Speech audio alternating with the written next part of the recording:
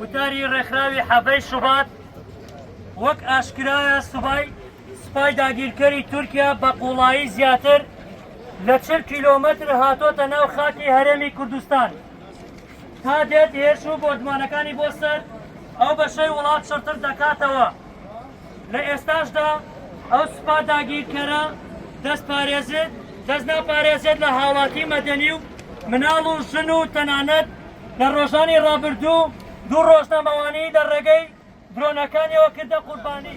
سڵاو هەواڵان، ئەمڕۆ لێرەین بۆ سەرکۆنەکردن و شەرمەزارکردنی هێرش و پەلامارەکانی دەوڵەتی تورکیا بۆ سەر خاچی هەرێمی کوردستان بە دیاریکراویش کوشتنی خەڵکی سڤیل و کە هەوڵێکی لەرزۆک و ترسنۆکانەی دەوڵەتی تورکە بۆ لە ناوبردنی کورد و کوردستان کە لەژێر هیچ پاشاوێکی شایستەدا قبولکردن نییە.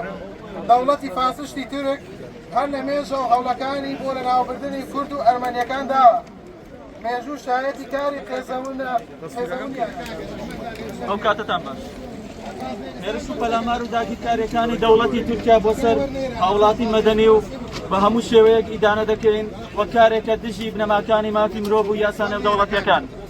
بە جۆرێک لەو 10 ساڵی ڕابردوو سەدان هاوڵاتی لە منداڵ و ژن و گەنج و پیر بوون بە قوربانی و شەهید بوون. ئاشکرایە ئەو هێرشانەی دەوڵەتی داگیرکەر و فاشستی تورک چ لە ڕابردوو چ لە ئێستادا دەیان کات بۆ پاهەنخوازی و داگیرکاری و لە ناوبردنی ئیتیمای کورد بوون و دەستکەوتی ئابووری بوون. سەرەتا بەخێراتنی هەمووتان دەکەم هەموو لایەک بەخێر بێت.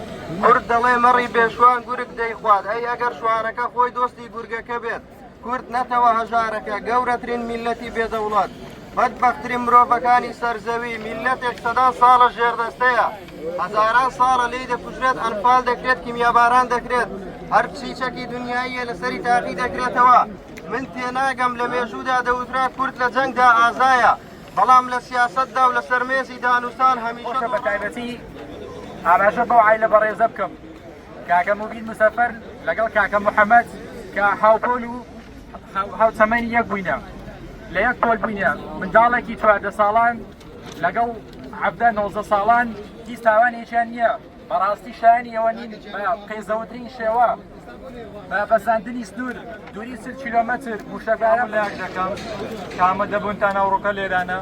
ئێمە وەکو چالاکوان و ئازادی خوازان هەستاوین بە دژی هێرشە دوورینەکانی دەوڵەتی تورکیا بۆ سەر داگیرکردنی خاچی هەرێمی کوردستان وەکاری خۆپیشاندانەکەشمانی دانەکردنی شەرمەزارکردنی شەهیدکردنی هەردوو ڕۆژنامە نووس کوردستان تاران و هێرۆ بەعادینە لە شاری سلێمانی لایەن درۆنەکانی وڵاتی تورکیا. ئێمە ئەمڕۆ وەک ئەنجامی ڕێکخراوی هەفتەی شوبەت هەستان کردبوونەیەکمان ئەنجامدا لە هەفتەی نۆی 2024 لە ڕێکخراوی هەفتەی شوبەت هەستاوە کردبوونەیەکی ئەنجام داوە و ئێمەش ئەنجامی لە هەرێمی کوردستان ڕوودەدات تاوانی جەنگە و پێچەوانەی بەندە جیانەکانی مافی مرۆڤە. ڕێکخراوی هەفتەی شوبەت بۆ ماف و ئازادی بۆ پەڕیازکردن بە لێپرسایەتی بەرامبەر هاوڵاتیان و نووسەران و چالاکوان و ڕۆژنامە نووسان لە چەند شارێک ئەم خۆپیشاندانەی ڕێخست. ئەوەی لە هەرێمی کوردستان ڕوودەدات پێچەوانەی ئەو راپۆرتە ناوخۆی و دەرەکیانەیە کە دەڵێ هەرێمی کوردستان ناوچەیەکی ئارامە و ئەم ڕووداوانە و دووبارە بوونەوەی حاڵەتەکان دەیانجا دەرخەری نەهارامی و سەقامگیری ژیانی هاوڵاتیانە. بەڕێزان چالاکوانان ئازادی خوازان لەسەر ئێمە وەکو دەنگی ئازادی وەکو چالاکوانان بێدەنگ دەبین لەو کارە و بەردەوامی دانەی شەرمەزاری دەسەڵاتی داگیرکەری تورکیا بکەین. دەستان خۆش بێ و سەرکەوتۆ بن. بەردەوام دەبێت دەنگی ئازادی تاوەکو کوردێک لێرە مابێت. سەرکەوتۆ بن. بەڕێزان جێگەی دەستخۆشیە گەنجانی کورد سەرەڕای ئاوارەبوون و هەڵکەندنیان لە زێدی خۆیان هێشتاش لە خەمی نیشتیمانەکەیان، لە خەمی گەلەکەیان، لە خەمی دۆزی ڕەوای گەلی کورد و کەسوکاریان لە کوردستان لە چالاکیدان و بەرخۆدانی دەکەن. جێگەی دەستخۆشیە بۆ ڕێکخراوی هەفتەی شوبات بۆ مافەکانی مرۆڤ کە ئەم گربوونەوە و چالاکیانە ڕێک دەخات بۆ ئیدانەکردن و سەرکۆنەکردنی پیلانی داگیرکەران و هاوکاری دەستی ناوخۆ لە هەرێمی دەوڵەتی تورکیا و داگیرکەری خیانەتی بارزانی ئەو گربوونە ئەنجام دەدەین. ئێمە وەک ئەندامانی ڕێکخراوی حەفەی شوبات دژی هەموو داگیرکەرێکی بۆ سەر خاکەکەمان دژی هێرش و جاریگەرەکانی دەوڵەتی تورکیا دەوەستینەوە بۆ سەر براو کوشەکانمان کە لە ناوچە جیاوازەکان ئەنجامی دەدات. داواکارین کۆمەڵگەی مەدەنی سوورێک بۆ لەشکریەکانی تورکیا دابنێکی هەر کەسێکە وتار و سێژیاز شعری هەیە ئەتوانێت بشوێنێتەوە. ئێستا کاک ئیسماعیلی بگایم کاک سۆران محەممەد ڕەسوول کاک سۆران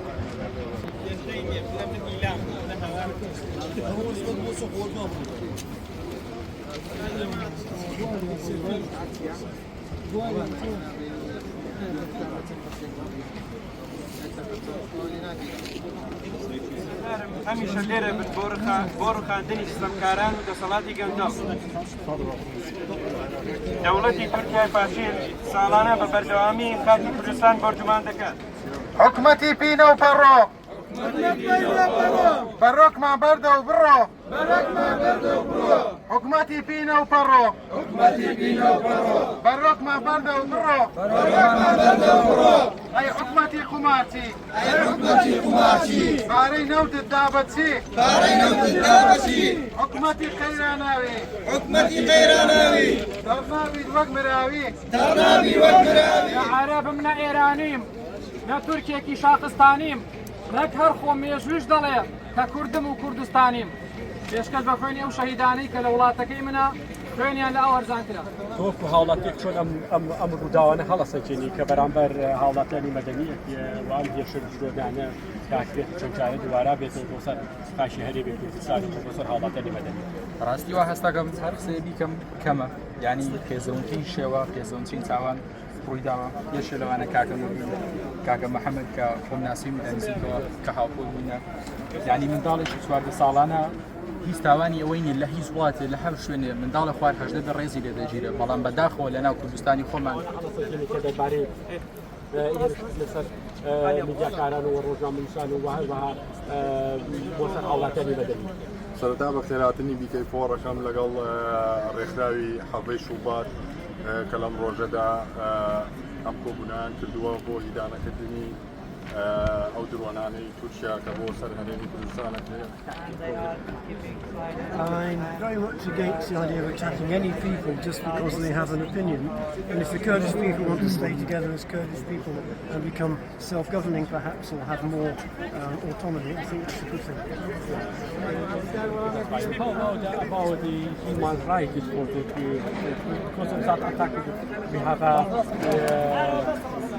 some kid and killing his دش بەو شتانی کە تورکیا کە ئەو درۆنانەی کە لە خاکی کوردستانە خەڵکی بەتاوانە کوژێ بەڕاستی شتێکی داخە کە ناتوانین لە کوردستانە هیچ شتێک بکەین. بۆ گاشکرا سوپای تورکیا بە قوڵای زیاتر لە 40 کیلۆمتر هاتوۆتە ناو خاکی هەرێمی کوردستان و تا دێت هێرشی بردومانەکان بۆ سەر ئەو بەشەی وڵات چەتر دەکاتەوە.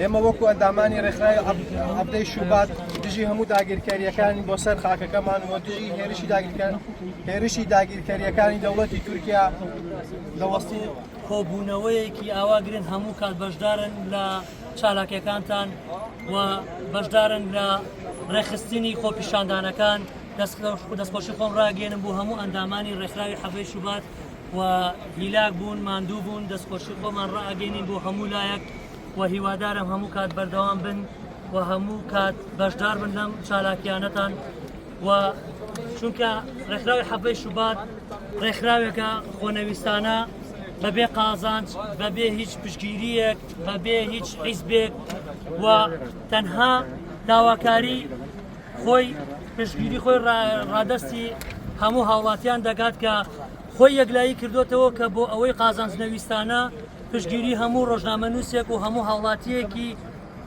سڤیل کە لە هەرێمی کوردستان و لە ناو و لە دەرەوانەیە چی پێشەیاری لێسەر ئەکرێت پشتگیری خۆمان ڕائەگەێنین بۆ هەموو لایەک دەستان خۆش بێ و